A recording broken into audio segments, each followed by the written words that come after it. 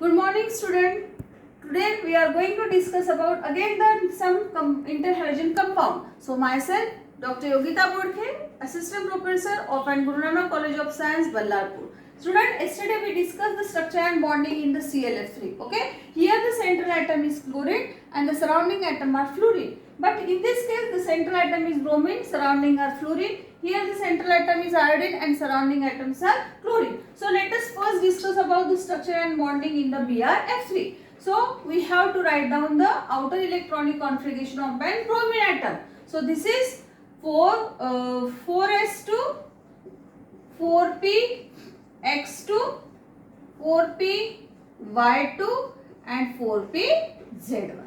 Now see here, there are only one unpaired electron in the pz orbital, but bromine has to form how many bond? It has to form a 3 bond. So there should be a need of an excitation of an electron. So this 4p electron will be excited to a vacant 4d orbital, and that's why the excited state configuration of an bromine, it is 4s2, 4p, x2, 4p, y1, 4p, z1 and 4d, xy1. Now it has 3 unpaired electron. Now it undergoes the process of an hybridization. What is hybridization? In the hybridization, the pure atomic orbital of a different energy, they undergo the mixing and they undergo the recasting, and they will form the hybrid orbital of equivalent energy and having the equivalent geometry. So prior to that, again we can find out which type of hybridization. Again I tell you, this is the roughly we can find the hybridization. So bromine BrF3. See here, group number again it is 7 and monovalence atom attached are 3. So 7 plus 3, that is equal to 10 divided by 2 means 5, means which hybridization? Again same. Here also yesterday the hybridization is same, that is the sp3d. This is just a rough calculation, okay? So it undergo the sp3 hybridization. So 1s, 3p and 1d, they undergo the combining and recasting, and they will form the 5sp3d hybrid orbital. So this is 5sp3d hybrid orbital of an bromine. Out of this, see here, 5sp3d hybrid orbital, how many contain the lone pair of electron and how many contain the unpaired electron? Here the 2 contain the lone pair of electron and 3 contain the unpaired electron.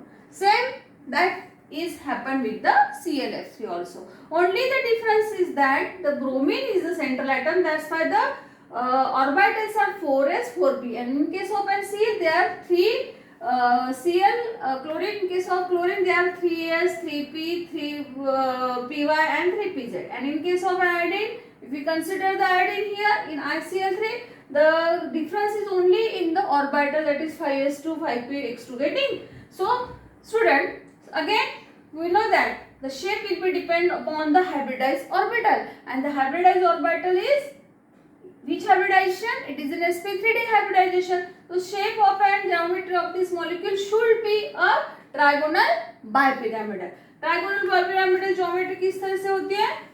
Like this. This is called as a trigonal bipyramidal. Okay. But due to this lone pair of electron which are present here, the geometry is not a trigonal bipyramidal, but it is a T shape. So what happens? This, suppose this is the Br, okay, and this is sp3d hybrid orbital of a bromine. It will overlap with the fluorine. Fluorine का कौन सा orbital आएगा?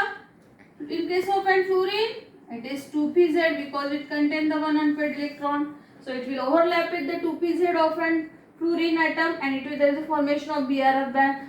Similarly, the another sp3d having unpaired electron, it will overlap with the 2pz of another fluorine atom, okay, second fluorine atom, and it will form the second bond, and the third fluorine atom having unpaired electron in 2pz orbital, it will also overlap with this sp3d hybrid orbital, and there is a formation of a which type of geometry? T-shaped geometry. Now there are the 2 lone pairs that are present again in the sp3d hybrid orbital of fluorine. And see here, if we see the geometry is just like a T shape. That is here bromine. Okay, यहाँ पे एक fluorine है, यहाँ पर एक fluorine है और यहाँ पे एक फ्लोरीन है. But the bond angle in this BRF3 is less than that of an ClF3, and the bond angle is 86.2. Okay, why the bond angle is different, that we already discussed in the VCPR theory, that it depends upon the electronegativity of a central atom. So this is about the BRF3. Now coming toward the ICl3. So now we are discussing the structure and bonding in the ICl3. Okay, again central atom is iodine, and outer electronic valence shell configuration in case of iodine is 5s2, 5p, x2, 5p, y2 and 5p, z1. Again there is only one unpaired electron. Okay, so there is a need of an excitation of an